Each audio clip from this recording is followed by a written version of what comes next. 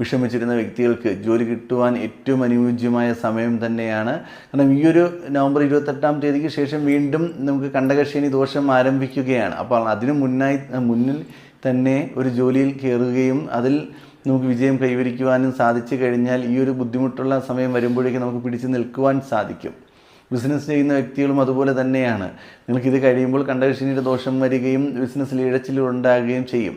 അപ്പോൾ ഇപ്പോൾ എന്തെങ്കിലും സാമ്പത്തിക പ്രതിസന്ധി ഉണ്ടായിരുന്നു എന്നുണ്ടെങ്കിൽ അതിനെല്ലാം തീർക്കാനും കടബാധ്യതകൾ തീർത്തെടുക്കുവാനും വിജയം കൈവരിക്കുവാനും നാളത്തേക്ക് എന്ന് പറഞ്ഞ് സേവ് ചെയ്ത് വയ്ക്കുവാനും സാധിക്കുന്ന കുറച്ച് സമയമാണ് നമ്മുടെ മുന്നിലുള്ളത്.